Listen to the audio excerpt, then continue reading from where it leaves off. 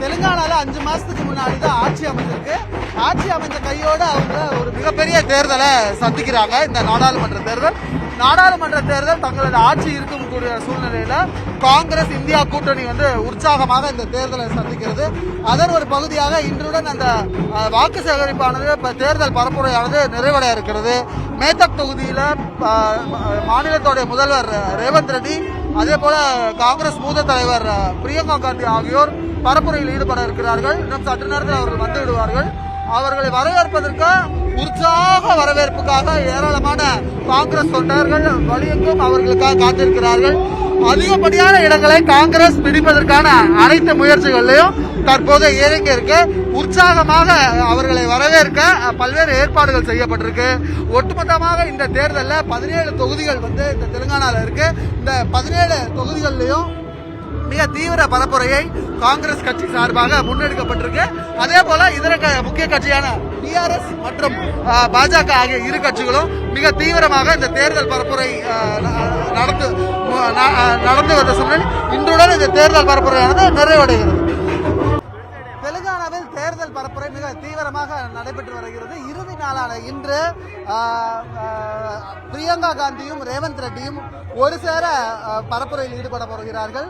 இந்த பரப்புரையானது எந்த தொகுதியில் நடக்கிறது என்பதையும் பார்க்க வேண்டியது இருக்கிறது. தெலுங்கானா மாநிலத்தில் இருக்கக்கூடிய மிக முக்கியமான தொகுதியான மேதக் தொகுதியில இந்த பரப்புரையானது நடைபெற்று வருகிறது. ஏராளமான காங்கிரஸ் கட்சி தொண்டர்கள் மிக உற்சாகமாக இந்த தேர்தல் பரப்புரையை பங்கேற்கிறதுக்காக வந்திருக்காங்க. முழுவதுமாக பிரியங்கா காந்தியும் ரேவந்த் ரெட்டியும் இந்த தேர்தலில் சுற்றி சுழன்று பரப்புரை மேற்கொள்வதை நம்மளால் பார்க்க முடியுது. அதே போலதான் ராகுல் காந்தியும் சரி, அதே போல கார்கேவும் கட்சியினுடைய தலைவராக இருக்கக்கூடிய கார்கேவும் இதே போல மிக தீவிரமான ஒரு பரப்புரையில ஈடுபட்டாங்க. கடைசி நாள் மிக தீவிரமாக இந்த பரப்புரையானது நடைபெற்று வருகிறது. உற்சாகம் தரும் வகையில காங்கிரஸ் கட்சியினரை, ஏன்னா இப்பதான் ஆட்சிக்கு ஒரு 5 மாசம் தான் ஆகுது. 6 வாக்குறுதிகளை கொடுத்திருந்தாங்க போன சட்டப்பேரவை தேர்தலில்.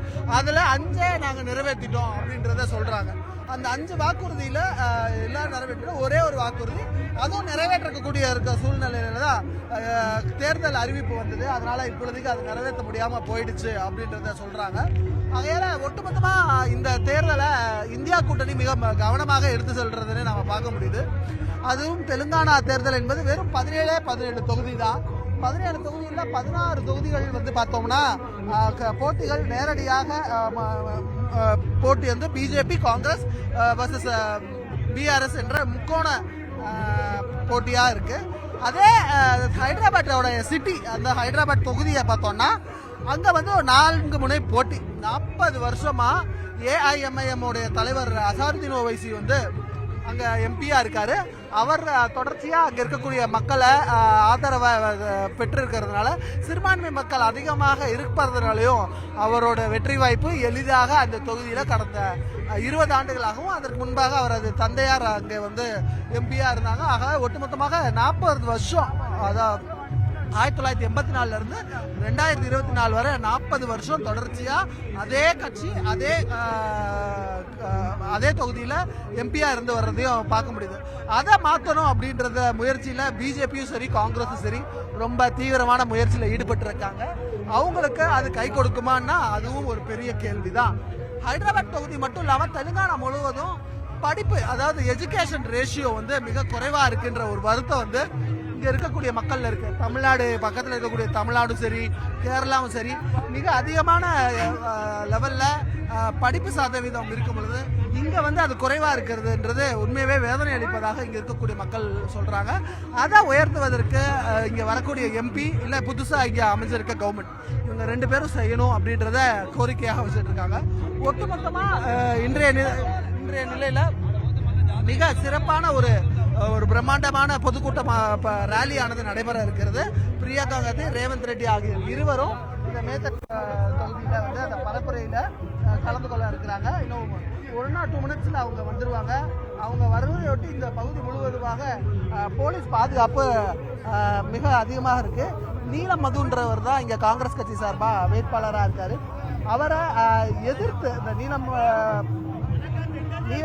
நீலத்தை எடுத்து பர்முத்தி வெங்கட்ராம் ரெட்டி அவரும் பிஆர்எஸ் சார்பா ரகுநந்தா ராவ் அவர் வந்து பிஜேபி சார்பாகவும் போட்டியிடுறாங்க. இந்த போட்டி மிக கடுமையாக இருக்கும் அப்படின்றது சொல்லியிருக்காங்க. எனினும் ஆளும் காங்கிரஸுக்கு தான் அதிகமான இடங்கள் கிடைப்பதற்கான வாய்ப்பு இருப்பதாக தற்போதைய கருத்து கணிப்புகள் சொல்கிறது. இருந்தாலும் ஒவ்வொரு கட்சியும் எந்த வகையிலும் தங்களை விட்டுக் கொடுக்க கூடாது என்பதற்காக மிக அதிகமான அளவில் தேர்தல் பரப்புரையை பண்ணிக்கிட்டே இருக்காங்க. ஒட்டுமொத்தமா இந்த தேர்தல் பரப்புரை மிக உற்சாகமாக இவர்கள் மத்தியில் களை கட்டிருக்கு. மாலை 6 மணியுடன் தேர்தல் பரப்புரையானது நிறைவட இருக்கிறது. கோட் ஆஃப் கான்டாக்டை பொறுத்தவரை மிக தீவிரமாக தேர்தல் ஆணையம் கடைபிடித்து வருகிறது. எங்கெங்கெல்லாம் பிரச்சனை இருக்கிறதோ அங்கெல்லாம் பாதுகாப்பு அதிகரிக்கப்பட்டு இருக்கிறது. அதே போல மிக முக்கியமாக நம்ம பார்க்க வேண்டியது நாளைய தினம் வாக்கு பதிவுக்கான ஏற்பாடுகள். நாளை ஒரு நாள் தான் இருக்கு தேர்தல் வாக்குப்பதிவுக்கு. நாளைக்கு இடைப்பட்ட இந்த ஒரு நாள்ல அந்த பணிகள்லாம் முடிவடையணும். இன்றே வந்து பல இடங்களுக்கு இந்த வாக்கு இயந்திரங்கள் சென்று விட்டன. அவர்களுடன் இந்த தேர்தலை நடத்தும் அரசு அலுவலர்கள், அது மத்திய அரசு அலுவலர்களாக இருக்கலாம், மாநில அரசு அலுவலர்களாக இருக்கலாம், காவல்துறையினர் எல்லாரும் அங்கே சென்று அந்த பணியை மேற்கொள்ள இருக்கிறாங்க. அவர்கள் மத்தியில் தொடர்ச்சியாக பயிற்சி வகுப்புகளும் அவர்களுக்காக கொடுக்கப்பட்டிருக்கு. இந்த எலெக்ஷனை பொறுத்தவரை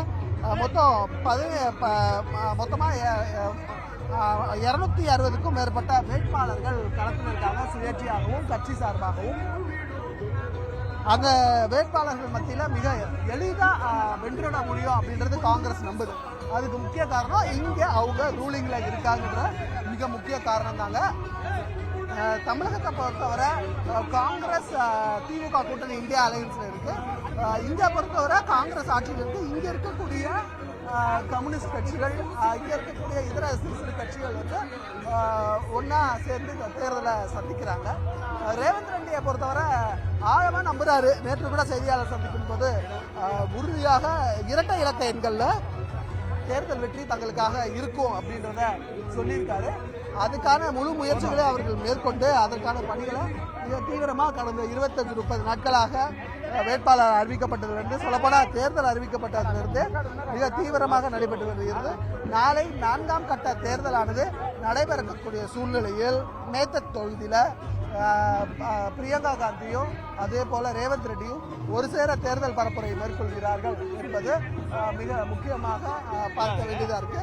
ஆகையால இந்த தேர்தலை பொறுத்தவரை உறுதியா நாங்கள் ஜெயிப்போம் அப்படின்றதோட காங்கிரஸ் கட்சி தொண்டர்கள் ஏராளமானோர் இந்த பகுதியில் திரண்டு வந்து ரேவந்த் ரெட்டியும் பிரியங்கா காந்தியோட இந்த ரோட் ஷோ ரேலியில கலந்துக்க வந்திருக்காங்க.